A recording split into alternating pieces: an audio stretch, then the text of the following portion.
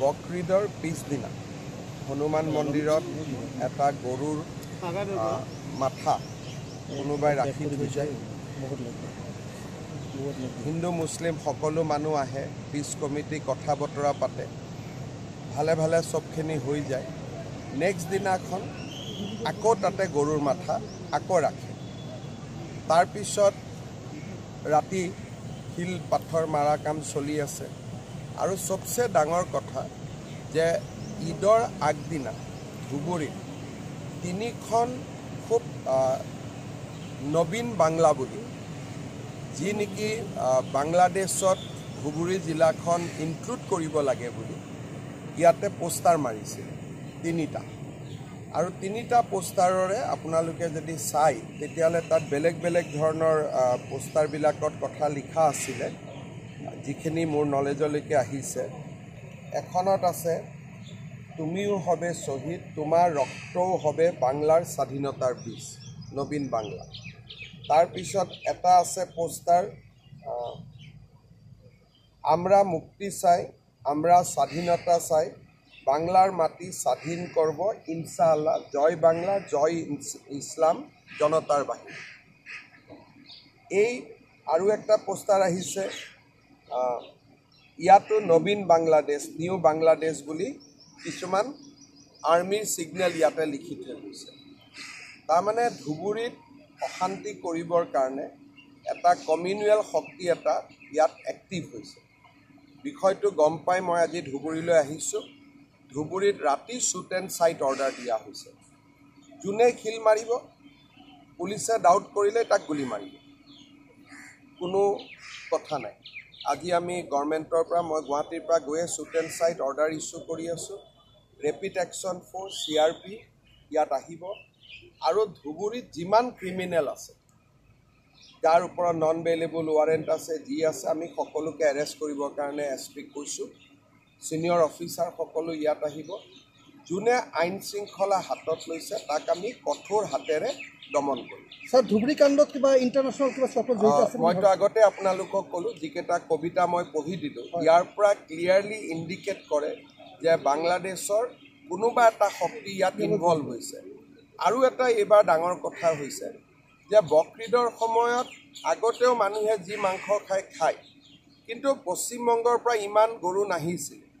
এইবাৰ হাজাৰ হাজাৰ গৰু কোনোবাই লৈ আহিছে। যিটো মোৰ নলেজত আহিছে, কোনে এই ব্যৱসায়টো আকৌ আৰম্ভ কৰিলে তাৰ ওপৰতো মই ইনকুৱাৰী কৰিব দিছোঁ। আৰু যিসকলে এই ব্যৱসায়টো আৰম্ভ কৰিছে তেওঁলোককো মই এৰেষ্ট কৰিবৰ কাৰণে অৰ্ডাৰ দিছোঁ। স্যাৰ, 1971-ৰ পৰা 25লৈকে ধুবুৰীত বাৰে বাৰে এই ধৰণৰ ঘটনাবিলাক হৈ আছে। চব অহাবাৰটো বকৰিদৰ পিছদিনা ইয়াত ময়ে থাকিম। ইয়াতে ৰাতি ময়ে থাকিম। ঈদৰ দিনাখন মই ইয়াত আহি যাম আৰু ইয়াত মই থাকিয়ে দিম। এইবাৰ এতিয়া মই কৈ থৈ গ'লোঁ, এইটো হ'ব নোৱাৰে। কোনোবাই এজন দুজন মানুহে, সাধাৰণ হিন্দু মানুহো ভাল, সাধাৰণ মুছলমান মানুহো ভাল, এটা দুটা চক্ৰই গোটেই পৰিৱেশটো বেয়া কৰি। আৰু এইটো আমাৰ চৰকাৰৰ দিনত ইয়াক মানি লোৱা নহ'ব। বেলেগ কথা বেলেগ আছিল। আমি এতিয়া মই হনুমান মন্দিৰতো যাম চাবৰ কাৰণে, আৰু য'ত গৰুৰ মাথা আহিছিলে। আৰু এনেকুৱা কাম নহ'ব, লাগিলে অহাবাৰ গোটেই ৰাতি মই হনুমান মন্দিৰত নিজে বহিম। কোনো কাৰণতে আমি ধুবুৰী ঘাটৰ বাহিৰত যাব নিদিওঁ। আৰু আজিৰ পৰাই আপোনালোকে দেখিব, আজি ৰাতি কোনোবা ওলাবতো গুলি খাব। স্যাৰ, ছত্ৰৰ ভূমিক লৈ আপুনি এটা টুইট কৰিছিল, বাকীটো চলি থাকিব।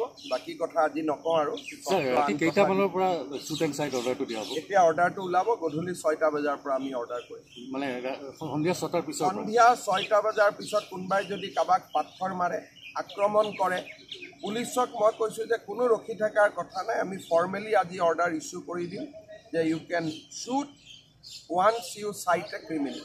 স্যাৰ, এক্সট্ৰা ফ'ৰ্চ আছেনে ধুবুৰীত? আজি বহুতখিনি ফ'ৰ্চ আহিব। ৰেপিড একশ্যন ফ'ৰ্চো আহিব, CRPও আহিব, আৰু বহুত ফ'ৰ্চ আহিব।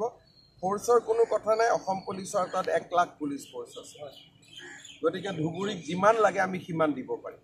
স্যাৰ, যিটো বেনাৰ বা দেৱাল লিখিছিলে উত্তৰ বাংলাৰ সন্মুখত লিখিছিল, তেখেতে SB-লৈকে পঠাইছিলে, আৰু SB-য়ে মোক এছেছমেণ্ট কৰি দিছে ইয়াৰ মিনিংটো কি হয়।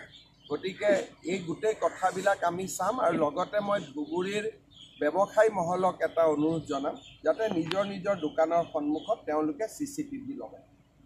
মোৰ এইটো এটা ৰিকুৱেষ্ট থাকিব, হিন্দু হওক, মুছলিম হওক, শিখ হওক, যোনে ব্যৱসায়ী নহওক কিয়, মই ব্যৱসায়ী সমাজক আহ্বান জনাম তেওঁলোকে যাতে তেওঁলোকৰ দোকানৰ সন্মুখত 24 আৱাৰ CCTV ইনষ্টল কৰে।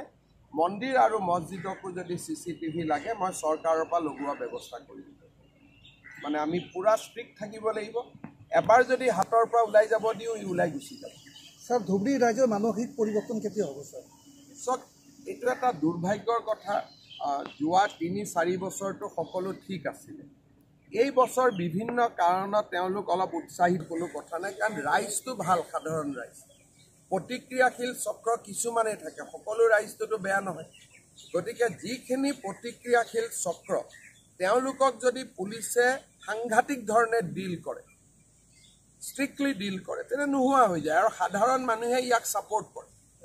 গতিকে মই হিন্দু মুছলিম সকলোকে অনুৰোধ কৰিম যে আমাক ক্ৰিমিনেল আমি এলিমেণ্টক যেতিয়া ধৰিম, এৰেষ্ট কৰিম, আপোনালোকে যেন পুলিচক ছাপোৰ্ট কৰে।